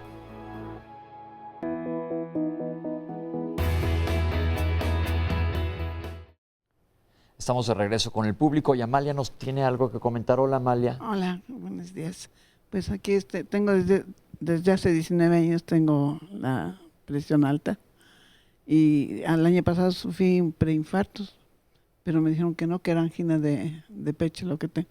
Me sofoco mucho, me falta el aire y sí, cuando tengo alguna preocupación sí me siento muy mal. ¿Qué le podemos decir a ella, doctores? La angina de pecho es un estado que es frecuentemente asociado como complicación de la hipertensión arterial. Independientemente del tratamiento de la hipertensión arterial, el comenzar con angina de pecho requiere de otro tipo de tratamiento muy particular que no hay que dejar, sobre todo porque la angina de pecho es un estado intermedio entre un corazón sano y un corazón que se puede infartar, como bien lo dijeron. Entonces vale la pena ponerle mucha atención a eso para solventarlo rápidamente, ¿no? ¿Está bajo tratamiento? Sí, tomo metoprolol, otros medicamentos y pues sí, cada mes voy con mi médico, cada vez me ven. Y está bien controlada. Estoy bien controlada, más que a veces sí me da mucho cansancio, mucha flojera, digamos, y pues me presiono yo, pues lo mismo que a veces me siento mal. ¿Y a lo largo de su historia de hipertensión arterial siempre la tuvo bien controlada? Antes sí, yo digo que fue desde que mi esposo estuvo enfermo 10 años, me presioné yo mucho. Y un día que iba subiendo las escaleras me sentí mal, me caí, me dijeron que era la presión. Ahí mismo estuve con mi esposo en el hospital, pero... No deje su tratamiento, bien importante, Amalia. Sí, gracias. ¿De acuerdo? Sí, gracias. Olga, ¿qué nos quiere comentar? Olga, que también tiene una pregunta. Pues mi duda es que me han cambiado el medicamento de la presión, pero muchísimas veces. El captopril me provocaba la tos. El amlodipino se me hinchaban las piernas. Y me mandaron los sartán, me intoxiqué de pies a cabeza. Y el médico me dijo, el losartán no es, porque es la primera persona que escucho que se intoxica con ese medicamento. Que realmente no era eso. Olga, ¿usted hace ejercicio? No. ¿Y qué tal come? Bastante bien. ¿Y la sal? Igual. Porque acuérdense lo que nos acaba de decir el doctor, que es muy clave, que muchas veces los medicamentos no funcionan adecuadamente porque hay otros factores. ¿Qué le recomendamos a Olga, doctores? La primera es, como ya dijiste, que el tratamiento de la hipertensión arterial es algo integral, es decir, no se puede esperar que haya una muy buena respuesta o una respuesta excelente tan solo con fármacos, aun si se toman en forma adecuada. Es decir, siempre hay que modificar el estilo de vida, hacer un estilo de vida cardiosaludable, controlar la dieta y hacer ejercicio como se ha venido mencionando. Hay muchos otros grupos de fármacos que su médico puede adaptarle o puede prescribirle para que no tenga efectos colaterales indeseables y al mismo tiempo para que se obtenga una efectividad adecuada en el control de la hipertensión arterial. Entonces, Olga, eso es clave, hay que cambiar el chip y hacer ejercicio, comer adecuadamente para que te funcionen los medicamentos. Dice el doctor, un estilo de vida cardiosaludable. Los cardiólogos siempre dicen que el corazón es lo más importante, les damos lata y yo le quito lo cardio saludable, sino saludable en general. Entonces es parte, está, ahora sí, de vuelta la responsabilidad en tus manos, Olga. Okay. ¿Algo que le quieras decir a la gente? Pues a cuidar el peso, más que nada. Y el salero. Ok, me voy a bajar porque tenemos más gente que tiene algo que comentarnos. Muchas gracias, Olga. ¿Cómo estamos, Saúl y Carmen? Carmen, vamos primero contigo. Buenos días. Yo soy hipertensa desde hace 10 años y hay que cuidarnos. La alimentación y los medicamentos no hay que dejarlos, porque ellos van tomados de la mano con nuestro corazón. ¿Sí, Pero no? tú también eres diabética. Soy diabética también. Entonces tienes doble factor de riesgo. Sí. ¿Y qué le das a la gente la recomendación? ¿Tú qué tan apegada eres al tratamiento? No al 100%, pero sí procuro hacerlo la mayor parte del tiempo. ¿Te has sentido mejor desde que te apegas mejor al tratamiento? Sí, 100%. Yo creo que eso es clave. Sí. ¿Tus niveles de azúcar están bien? Sí, 112. Y mi presión ya está en 100, luego está en 110, 107, 80. Entonces ahí voy. Poco a poquito. Poquito a poquito, qué bueno. Y tenemos a Saúl que también nos quiere comentar algo. Hola, Saúl. Hola, buenos días. Sí, yo soy hipertenso desde hace 10 años. Tuve un evento hace 9 meses en el cual estuve hospitalizado 16 días. ¿Qué evento tuviste? Un infarto. Ok. Y de ahí salí de los 6 días, me mandaron a la raza, me hicieron un cateterismo, me pusieron un stent. Yo estoy con la duda de qué es un stent, para qué funciona y qué tiempo dura. De ahí me dieron medicamentos, subiendo un cardiólogo particular, me dieron medicamento, el cual estoy tomando, pero me provoca igual mucho dolor en los huesos, que es la atorvastatina. Me dieron 80 gramos 3 meses, miligramos. Me lo bajaron a 40 miligramos a 40, lo estoy tomando a 40 ahorita, pero ya los dolores son muy duros. Tu recomendación aquí es comentar con tu médico esto de los dolores para ver si le pueden cambiar la sal. Doctores, ¿le pueden explicar brevemente qué es un stent? No es el tema de hoy, para que salga de su duda. Sí, es muy sencillo. Los stents son, por definición, una prótesis para colocarse dentro de un vaso sanguíneo, una prótesis endovascular. ¿Cómo es un stent? Se parece mucho a las plumas de antes que tenían resortitos. Ese resorte que venía así, nada más imagínelo como una malla ciclónica, así un pequeño resorte, se monta en un balón, en un catéter, se mete al interior de la arteria en una zona donde está estrecha y con el balón, con el globo, se infla de tal forma que se expande la malla dentro del vaso sanguíneo y permite que literalmente el vaso sanguíneo quede libre de toda lesión, queda, digamos, como ferulizado para que pueda pasar la sangre libremente por dentro. ¿Te quedó claro, Saúl? Perfecto. Ok, a cuidarse y coméntale a tu médico. Ahora voy a darle un poco de lata al doctor López Mora y vamos a ver una cápsula de cuál es la importancia del ejercicio para que estés cardiosaludable. Vamos a verla. Uno de los grandes problemas de México y el mundo es el sedentarismo. Las personas sedentarias tienen mayor riesgo de tener enfermedades cardiovasculares, de tener también problemas osteomusculares, y esto es porque el ejercicio es una actividad que va a provocar la liberación de hormonas que nos permiten regular el tono de las arterias y con eso favorecer la dilatación de las arterias, o sea, evitar una contracción permanente de las arterias que predisponga a hipertensión. También se va a regular la producción de hormonas a nivel renal que tienden a disminuir la presión arterial, y se va a regular algo que se llama tono autonómico, predominando el tono parasimpático sobre el simpático, que esto lo que hace es regular también la frecuencia cardíaca y la presión arterial. Entonces, con el ejercicio lo que nosotros logramos es disminuir esta producción de hormonas vasoconstrictoras y mejorar la producción de hormonas o de sustancias que son vasodilatadoras, y con eso logramos un mejor control de presión arterial. Y el ejercicio también disminuye la presencia de otros factores de riesgo, como habíamos dicho, obesidad, resistencia a la insulina, diabetes, y va a producir también que el paciente se sienta más relajado, y disminuyendo los niveles de estrés también disminuyes la probabilidad de presentar hipertensión arterial. El número de sesiones o la cantidad de ejercicio que una persona adulta debe realizar para mantenerse saludable es, según las recomendaciones, mínimo 30 minutos al día de un ejercicio aeróbico Esto es que involucre el movimiento de grandes grupos musculares como caminar, nadar, trotar, hacer bicicleta o bailar, y que ese ejercicio sea de intensidad moderada. Si es un ejercicio de intensidad moderada, se recomienda que sean 5 días a la semana, al menos 30 minutos, pero esto se puede ampliar hasta 60 minutos. Y si es un ejercicio de intensidad mayor, o sea, de alta intensidad, la recomendación es que sean menos minutos y menos días a la semana, 3 días a la semana, y es equiparable a un ejercicio de moderada intensidad. Si usted es una persona con hipertensión arterial, lo recomendable es que acuda con su médico para que su médico le explique qué tipo de ejercicio puede hacer, de forma que el ejercicio que haga sea suficiente para que sea una maniobra de control de hipertensión arterial, pero que también sea seguro, porque en muchas ocasiones las personas que tienen hipertensión arterial tienen otros factores de riesgo que pueden predisponerlos a tener complicaciones si se hace un ejercicio muy intenso o que no sea adecuadamente prescrito y supervisado.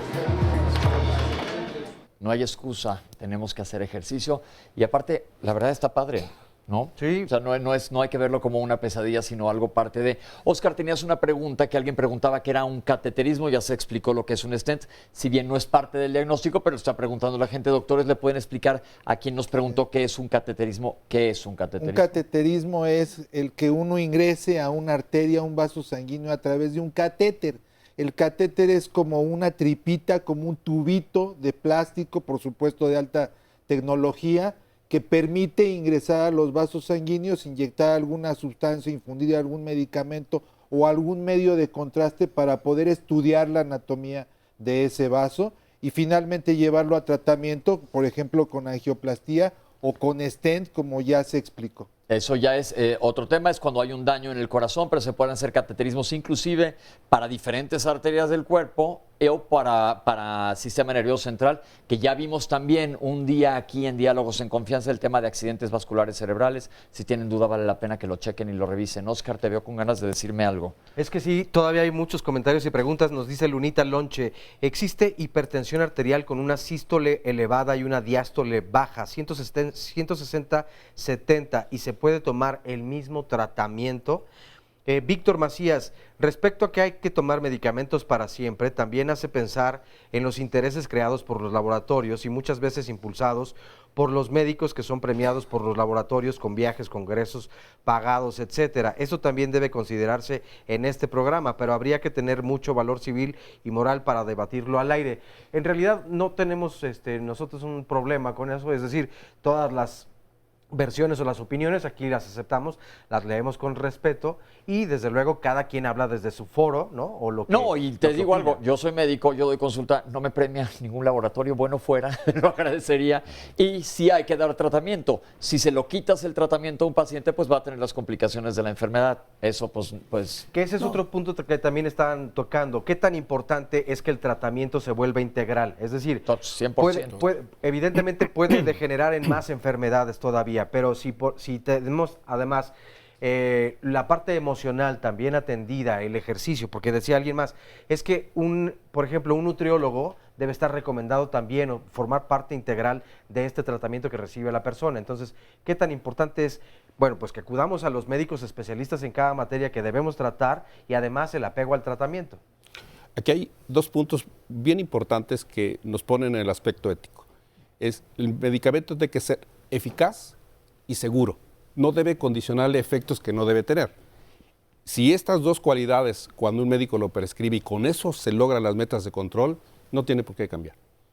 Es decir, yo creo que eso es lo importante, pero tiene que tener su medicamento esas dos cualidades, que sea eficaz y seguro. ¿Y el otro doctor? Yo iba a comentar otra cosa en cuanto al apego al tratamiento. Yo creo que aquí viene un punto en donde a mí me parece que a veces el punto de control de la presión arterial es ir a la meta.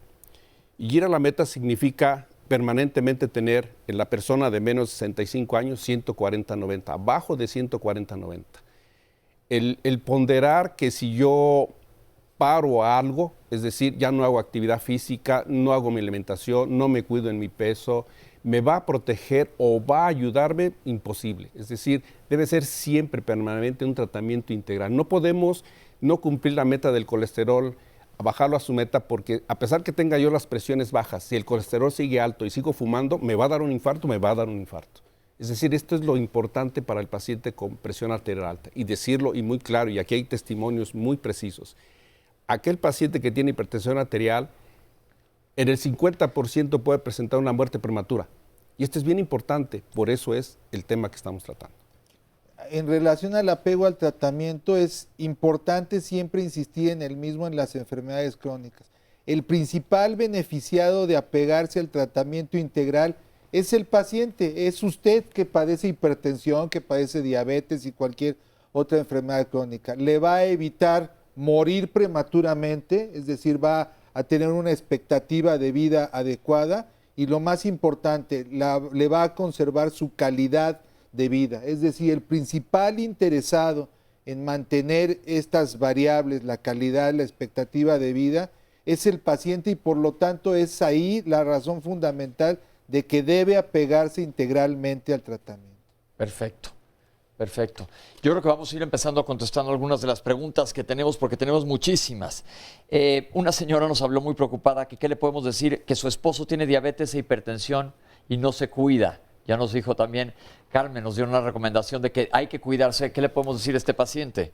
Pues yo creo que aquí aprovecho esta pregunta porque aquel persona en el cual se haga el diagnóstico de hipertensión, en su cuidado médico debe vigilarse cómo está su glucosa. La mayoría de las veces llega a ser diabetes en un futuro, y al revés. Si es una persona con diabetes, también debe monitorizarse la presión arterial, porque a futuro podrá asociarse las dos.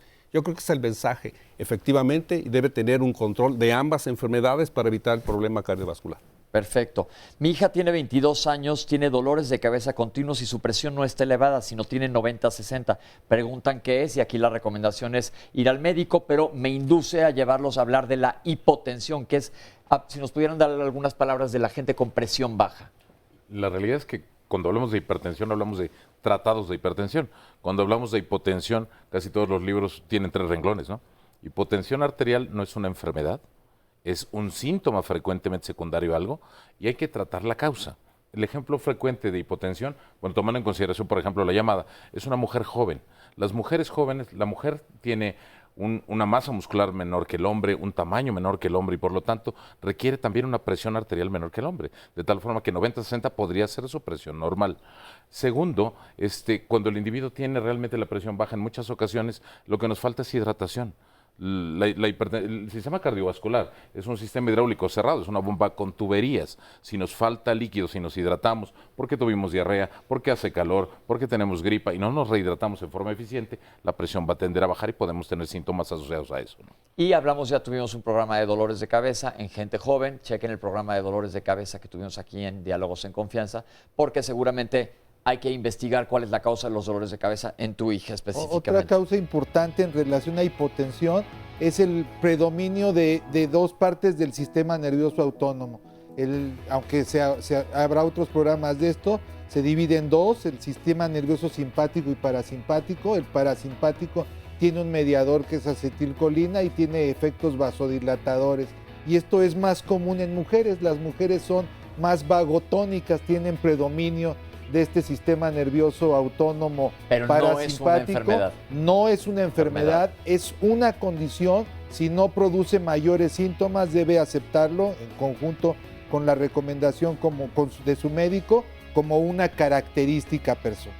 Exacto, pero entonces nada más checar específicamente qué es lo que está pasando en cada uno de los casos, y nos tenemos que ir a un corte, pero vamos a regresar a tratar de resolver todas las dudas que tengo aquí apuntadas que le han mandado a Oscar. No se vayan, ahorita regresamos con ustedes después de este breve corte. Regresamos a Diálogos en Confianza. Bueno, el tema del próximo lunes hablaremos acerca de cuándo es necesaria una cesárea. Y es que cuando una mujer llega al último tercio de su embarazo, desde luego esta pregunta pues es muy constante. ¿Cuál me conviene más? ¿A qué apegarme? O depende del ginecólogo que le esté atendiendo y las recomendaciones que le haga. ¿Cómo viene el bebé? ¿Cuáles son los factores que determinan entonces esta situación? Porque hay reportes de la Organización Mundial de la Salud donde señalan que en México el número de cesáreas se ha incrementado en forma importante, llegando en los últimos años a equipararse casi al número de nacimientos por vía vaginal y convirtiéndolo en uno de los países con mayor número de cesáreas en el mundo. ¿Cuáles son entonces las alternativas que se tienen y las ventajas y las desventajas? Pues de eso y más hablarán la próxima semana, desde luego, nuestros especialistas. La invitación es para que marquen en este momento al 53 41 44 35 y reserven un lugar, y nos vemos el próximo lunes en punto de las 9 de la mañana. Vamos a ver a continuación el resumen de la segunda parte. La sintomatología de la hipertensión arterial tiene que ver precisamente con el grado de constricción y otras consecuencias. Las más comunes, las más difundidas son cefalea, dolor de cabeza, puede haber distintos sonidos o zumbido de oídos, acúfenos, puede haber el que la gente describe como lucecitas. Finalmente hay factores de riesgo, tenemos que tomar la presión arterial. Aunque tenga solo 19 o 20 años, este es un diagnóstico de por vida. Y cualquier método que se emplee para definir si es hipertenso debe ser netamente un diagnóstico médico. Finalmente tiene que definir el médico si es o no hipertenso. En ese momento es iniciar un tratamiento de manera inmediata. No puede uno no hacerlo. No necesariamente tiene que usted ir a correr. Lo más recomendable en forma empírica es que usted camine 30 minutos a paso normal, en terreno plano, sin interrumpir la marcha, por lo menos 5 veces a la semana. Lo ideal es que usted se someta a un régimen de ejercicio indicado por un médico, los cardiólogos, los médicos internistas, los cardiólogos especialistas en rehabilitación cardíaca, son quienes más están capacitados para individualizar un régimen de ejercicio. No tiene uno que esperar a tener sintomatología para tener el hábito de que de manera preventiva deba uno acudir al médico.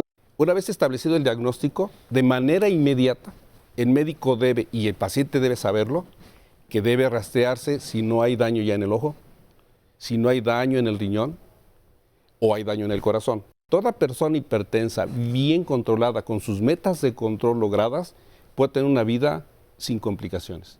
El tratamiento es muy particular, tiene que ser individualizado, tiene que ser supervisado por su médico y lo más importante, a pesar de que se sientan bien, no dejar de tomarlo.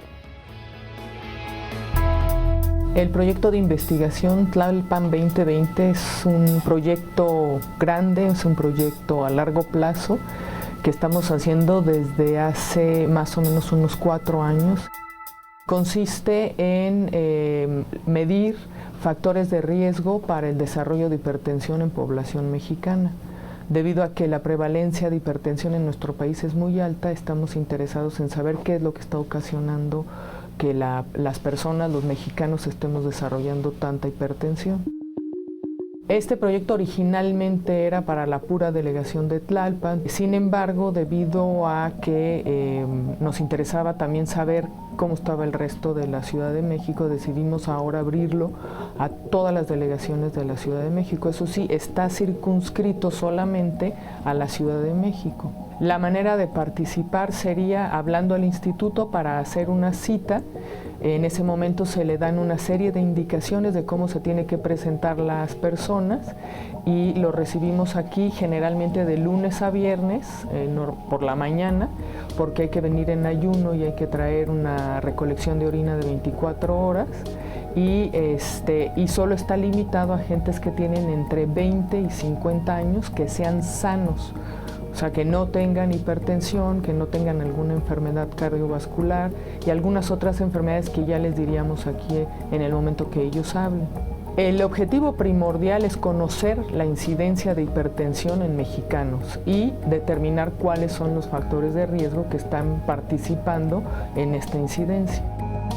En primer lugar, todavía no hemos acabado de hacer el reclutamiento de participantes, todavía tenemos lugares disponibles, lo cual es importante porque necesitamos terminar ese reclutamiento, pero de la gente que ya hemos terminado, hemos descubierto varias cosas muy interesantes. La primera es que la mayor parte de la gente, más o menos en el 70% según lo que hemos estado revisando, tienen algún tipo de dislipidemia, o sea, de problemas con los lípidos, con las grasas en sangre, diferentes, porque se miden diferentes grasas.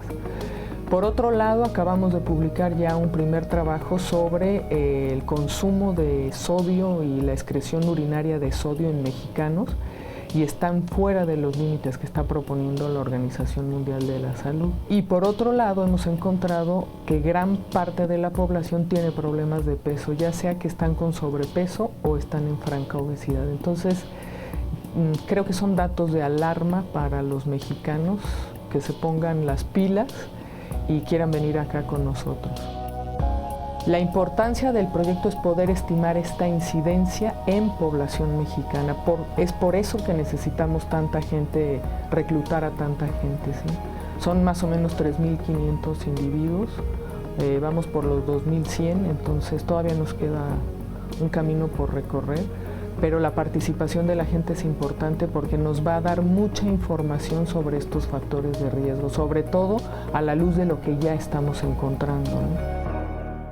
Importantísimo este proyecto, y aquí en Diálogos en Confianza le dimos mucha difusión durante mucho tiempo. No se preocupen, esta información, esta cápsula que acaban de ver la vamos a compartir en las redes sociales, tanto en Twitter como en Facebook, además de que vamos a publicar nuevamente toda la información para que puedan entonces pues acceder a la misma, ¿no? Exacto, y estamos en la recta final de Diálogos en Confianza el día de hoy. Entonces, doctores, les pido que me echen una manita con todas las preguntas que la gente nos hizo. ¿Solo se controla con medicamentos y comida? Como ya se dijo, es un tratamiento integral, dieta, ejercicio, cambiar nuestra ingesta de sal, medicamentos, todo en conjunto. Perfecto. ¿Hay algún tipo de sal, ahora que está tan de moda las sales gourmets y del Himalaya, del fondo de no sé cuál mar, etcétera? No, la realidad es que la sal se sigue comportando igual, cualquiera que sea. Hay que ir a la medida exacta de sal para evitar que esto genere problemas. Lo que yo creo que sí es importante mencionar de la sal, que la única ingesta de yodo que tenemos los seres humanos es la sal yodatada. Y yo no sé si todas estas sales del Himalaya o de no sé de dónde más tengan yodo. Entonces eso sí es importante checar que la sal que tengan en la cocina normal, usen sal yodatada normal, porque sí necesitamos yodo. Pues ya hablamos de la tiroides, chequen en Diálogos en Confianza. Tuve un preinfarto, ando cansada todo el tiempo, fumo y no puedo dejar de fumar por la angustia. ¿Esto es malo? Sí, desde luego, muy, muy malo. Si tuvo un infarto y está cansada, es importante que su cardiólogo establezca o no si tiene insuficiencia cardíaca. No es normal después de un infarto estar excesivamente fatigado. Y lo demás es que también tiene que controlar el tabaquismo. Hay clínicas de tabaquismo para ello. Ok, doctor. Quisiera aprovechar esta pregunta en relación a la presión arterial sistólica. Sí, existe solo la presión arterial sistólica y se define cuando es la sístole por arriba de 160. Ok. ¿Los medicamentos para disfunción eréctil pueden causar hipertensión arterial? No, generalmente los medicamentos de disfunción eréctil, salvo que el paciente tenga concomitantemente angina de pecho, haya tenido un infarto y tenga que tomar una familia de medicamentos que se llaman nitratos, que tienen que ver con nitroglicerina, que son vasodilatadores, puede generar un problema tomar medicamentos de disfunción eréctil. No siendo el caso, generalmente no pasa absolutamente nada. Consúltelo con su médico de todos modos. Mi papá toma demasiados medicamentos, ¿es normal? Por lo común, habitualmente puede llegarse a requerir 1 o 2 medicamentos. Es una combinación cuando no hay efectividad con la monoterapia. Pero yo creo que aquí es individualizado. Algo está ocurriendo o no está llevando a cabo todo lo que acabamos de mencionar aquí, con todos los demás factores de riesgo, y por eso no hay respuesta. Perfecto. Tuve hipertensión arterial del embarazo y luego se me quitó. ¿Me va a regresar o va a durar de por vida? No, muchas enfermas que tienen enfermedad hipertensiva del embarazo, eclampsia, preeclampsia, pueden volver a sus niveles normales de presión arterial. Siempre tiene que checarlo con su médico, un porcentaje nada despreciable. Sí se convierten en hipertensas y requieren tratamiento a permanencia, pero esto es algo que su médico establecerá en las consultas subsecuentes. ¿Tiene algo que ver con los cambios menstruales o durante la menstruación? ¿La presión y la hipertensión arterial? Bueno, en algunas condiciones, sobre todo porque finalmente la hipertensión arterial va a responder las cifras de presión a las necesidades de nuestro organismo. Comentábamos hace rato que si un individuo tiene actividad física aumenta la presión, si está en reposo tiene menos presión. Bueno, cuando el proceso menstrual se gesta, sobre todo cuando hay dolor, el simple hecho de dolor va a incrementar las cifras de presión arterial. Entonces podríamos estar registrando cifras de presión anormalmente altas por condiciones de dolor y que no tiene nada que ver con hipertensión arterial. Es que una mujer llamó para preguntar esto y dice que tiene un año aproximadamente viviendo con estas condiciones. Pero yo creo que son condiciones que están ocurriendo independientemente, tiene su menstruación, pero aparte es hipertensa. Aunque yo quisiera agregar que la menopausia sí favorece el incremento de la presión arterial. Una chica preguntó, dice, yo soy delgada y tengo hipertensión arterial, ¿por qué? Vale la pena que revises todo el programa. Ya dijimos que es una enfermedad multifactorial, hay que ver tus genes y, como se dice, la hipertensión arterial esencial o idiopática, no sabemos exactamente cuál es la causa. Qué bueno que estás delgada, mantente así y seguirte cuidando. ¿El sueño influye en la presión arterial? Sí, los pacientes que tienen trastornos del sueño, sobre todo los que tienen dificultad para conciliarlo y otros trastornos del sueño, suelen asociarse con mayor frecuencia a hipertensión arterial. ¿Existen alimentos y bebidas que bajen la presión arterial como la bebida de alpiste? Ese es un poco un mito. El alpiste en sí, lo que sucede es que tiene funciones o características diuréticas. Entonces, el efecto puede ser que baje la presión porque tiene un efecto diurético. El problema es que no es algo graduado, no es algo que esté medido y dosificado. Es igual una cucharadita de alpiste, chiquita, mediana, grande. No, se deben de comportar de manera diferente. Al no estar perfectamente protocolizado, puede ser un riesgo tomar bebidas de este tipo porque pueden conllevar problemas a la salud, ¿no? Yo voy al gym, tomo glutamina y me mareo de repente. ¿Por qué es esto? Pues habría que checarlo con su médico, pero aquí sí yo creo que sí es importante hacer una diferencia entre el ejercicio aeróbico y anaeróbico, doctores. El ejercicio aeróbico, ya se comentaron sus grandes ventajas en la cápsula y a lo largo del programa, es algo que debe ser un hábito en personas sanas y aún en los pacientes que tienen hipertensión y otras condiciones. Esta pregunta es muy importante porque el ejercicio anaeróbico, cuando se dice como anaeróbico, las pesas, por ejemplo, es que cuando se rebasa el tipo de metabolismo en el músculo que permite no utilizar necesariamente las vías de oxígeno, como las pesas, por ejemplo. Llevadas a un extremo son deleterias, son peligrosas para el corazón, mucho más si no están supervisados. Y esto es muy importante. Muchas gentes en la actualidad basan sus hábitos alimenticios y sus recomendaciones en lo que les dicen las personas que operan los gimnasios, no el médico. Entonces hay que tener mucho cuidado en lo que toman como parte de la rutina de ejercicio que les prescriben en los gimnasios. Esto es muy, muy relevante. En relación a ello, Agustín Leal nos dice, yo tengo 50 años, mido 1,63 y peso 92 kilos. Quisiera saber por qué cuando hago ejercicio me dan calambres en la barriga y siento como que me viene un paro cardíaco. ¿Qué puedo hacer o de qué puede tratar? No, pues hay que checarse con él, hay que a lo mejor hacer una prueba de esfuerzo. Trae sobrepeso, evidentemente no sabemos qué índice de masa corporal tenga. Es obeso, o sea, ya con esos parámetros, aunque falta el índice de masa corporal, a su estatura y su peso es obeso y ese es el problema que tiene. Siente que se desmaya, este individuo, este paciente, esta persona nos está diciendo que tiene una condición potencialmente peligrosa. Si usted efectivamente está sintiendo esta sintomatología, lo ideal es, como ya se mencionó, que consulte a un cardiólogo, que vea si se trata de una arritmia o cualquier otra condición que pueda hacer peligroso continuar el ejercicio. Es ideal que se haga una prueba de esfuerzo y que se establezca plenamente qué está ocurriendo. Nos habló alguien a comentar que su mamá tiene 93 años, su presión arterial está controlada en 120-80 milímetros de mercurio. Ella sufrió una valvulopatía de la cual está controlada, dice que está muy bien, pues qué gusto, la mandamos saludar, sensacional. Esto nada más demuestra que alguien que se cuide y siga las indicaciones médicas puede estar perfectamente bien. Recuerden que no queremos alarmar a nadie, sino que veamos que sí se puede estar bien. Nos comenta Lucy. Yo tenía la presión alta, no sentía nada y con el tratamiento tampoco siento nada. Lucy, ojo, comentamos que es un asesino o un mal silencioso en la mayor parte de los casos, que si no lo buscamos, no lo vamos a detectar. Pero qué bueno que no sientas nada cuando tenías la presión arterial alta, pero ahora lo sabes que la tienes y no sientes nada con el tratamiento, pero estás bien controlada, pues qué mejor, ¿no? Está sensacional. Luego comentaban, ya lo aclaramos anteriormente, si es un diagnóstico de por vida. Sí es un diagnóstico de por vida. Me dijeron que tengo el corazón crecido, ¿debo de ir con el cardiólogo? Desde luego que sí, como ya dijimos, puede ser que en este caso tenga cardiopatía hipertensiva, esté engrosado o esté dilatado el corazón o haya crecido por insuficiencia cardíaca. Es indispensable que acuda lo antes posible. ¿Qué tanto influye la angustia? La angustia, como todo estado anímico, va a influir directamente en los niveles de presión arterial. Sobre todo un sujeto estresado, angustiado, a largo plazo, estamos sumando un factor de riesgo para desarrollar esto. La simple angustia y el simple estrés van a elevar de manera transitoria las cifras de presión arterial también. Alguien más que comentó, y lo retomamos, ya comentamos aquí varias veces este punto, con todo y el tratamiento sigue con la presión elevada, se habló ya que existen una gran cantidad de tratamientos diferentes que hay que individualizar, pero si no estás siguiendo un régimen alimenticio adecuado, una nutrición sana, si no estás en tu peso adecuado, dejando de fumar, que tus colesterol y triglicéridos estén en límites normales y llevando un estilo de vida saludable. ¿Cómo era? Cardio saludable. Cardio saludable. Saludable en general. La presión arterial puede que no sea de fácil control y tuvimos aquí ya un ejemplo en el estudio. ¿Los alimentos hormonados influyen en la presión arterial? Aquí ya tuvimos una plática una vez sobre alimentación y todos los mitos que existen alrededor de ella, que porque si el pollo está lleno de hormonas nos va a dar a todos hipertensión, etcétera. ¿Qué tienen que comentar, doctores?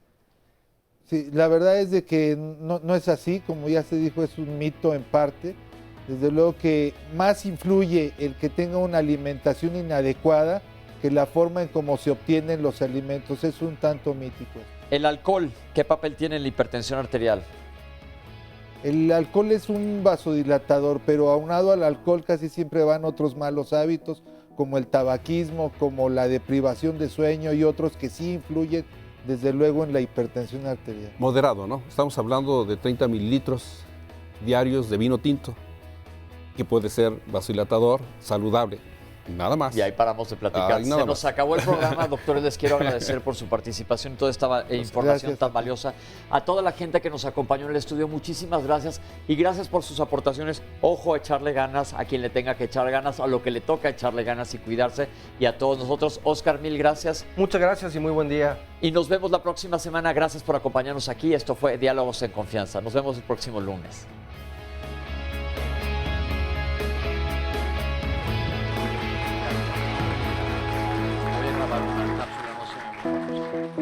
Grabo cápsulas.